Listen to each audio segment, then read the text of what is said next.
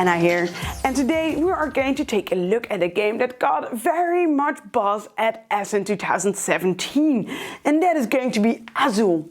In this tile laying game, you are trying to build the most beautiful patterns, and you are trying to be the most efficient about this. We are going to first look how you are going to get all these beautiful tiles, and then I am going to tell you if I had any fun in this tile laying game.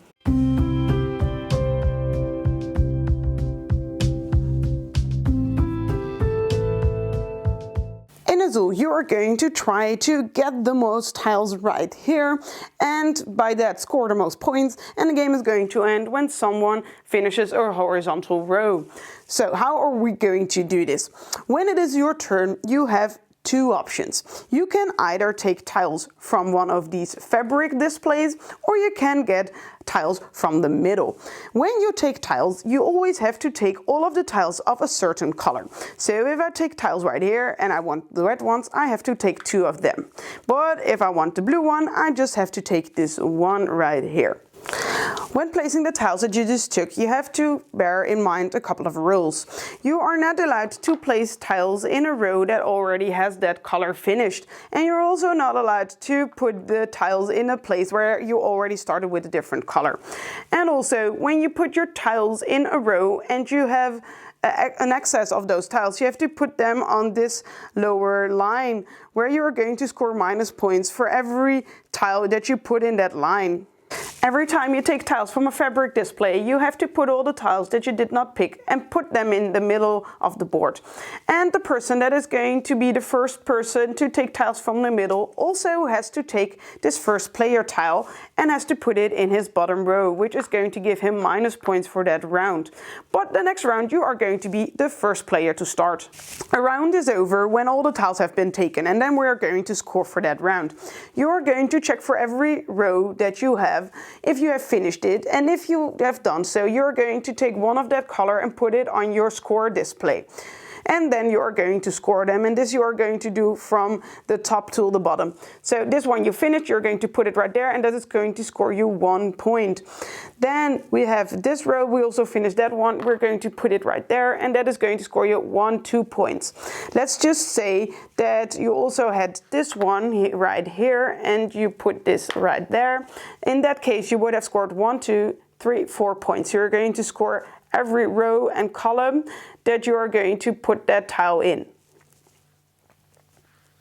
You're going to continue to do this until you have finished all those rows. We're not going to score for this one because we have not finished it yet, and this one is just going to keep there until the next round, and hopefully you can finish it right there.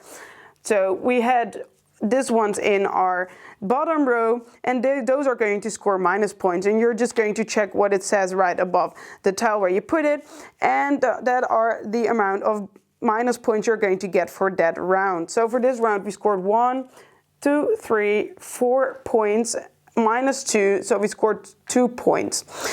At the end of the game, when you finished up scoring, you are going to take new tiles out of the bag and replace all the factory displays, and you're going to start a new round. This is going to continue until someone finishes a horizontal row, and then we are going to do the end game scoring.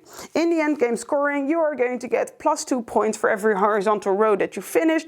You're going to get 10 bonus points if you got every color in every row in the victory display, and you're going to get plus 7 points if you finished a vertical column. And those are going to be your point total, and the person that scored the most points is going to be the winner of the game. Guys, I immediately have to tell you, I am totally in love with Azul. It just has so much tension from the get-go, because you want to take your tiles at the moment that you are going to just fill a row immediately. So sometimes you want to wait to make sure that there are other colors from the other factory tiles are in the middle, and you can take all the colors immediately at the right moment, but you do not want to wait too long that the colors from the other vector tiles are also in the middle, and you just have too much which you cannot place, and you have to take minus points. So it's just this back and forth of what do I want and what do I totally not want that the other person is getting. This is the most noticeable when you're just playing with two, because then you know that what you're going to do is going to immediately affect the turn of the other player. That is why I think I like the two-player game the most. Of course, the game looks beautifully. Those tiles are really clunky. They're from this very hard plastic, and it just feels lovely to have them in your hands and place them. And the colors are very vibrant, and it just looks amazing putting them on your board. Something that is very important to realize, and I myself have sometimes forgotten, is the fact that the round is only over when all the tiles have been taken.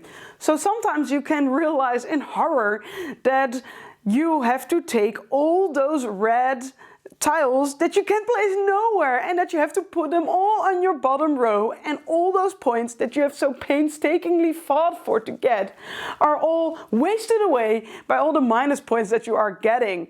This is something very important, and you do not want to forget this, guys. So hereby I am already helping you by saying, remember that the round is only over when it is over. I also really like how the scoring works in this game. Because how easy it is, you can immediately see what another player is probably going for when you see this gaping hole between a whole column and row that they already have filled. And you know, okay, they really need that color, and then they are going to score a gazillion points. This just makes everything very clear, and it makes the gameplay that much easier. Most of the people do really have to remember that you score every tile individually, and that is something that mostly after 2 rounds of scoring people already get, and from then on it's just very easy way of scoring points. Also the way the game is going to end I really like, because this is done not by the game deciding for you how it is going to end, but you can yourself decide how the game is going to end, because if you fill a whole row, the game is going to end. But most of the time when you are going to be the first player that is able to do so, you do not really want to do that, because mostly you are not in the front and you are not going to win in that moment. So you're just waiting, and other people are anxiously looking at your side to make sure that you're not the one that is going to finish. And I really like that. All in all, I really think you should try this game if you like tile laying games, if you like war games, if you like games, if you don't like games. This is just a very, very good game to also introduce to your parents, because it just has such a clear way of playing, and I played it with lots of different people and they all really, really liked Azul. So get this game, get this game, get this game. I cannot stress it anymore. Azul is a great game and you should really try it out.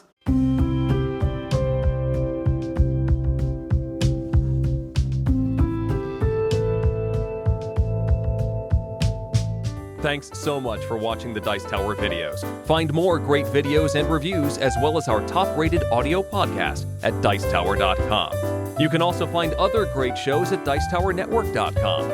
I'm Eric Summerer, and you've been watching The Dice Tower. The Dice Tower is sponsored by Cool Stuff Inc., where you can find great games for great prices. Cool stuff in stock.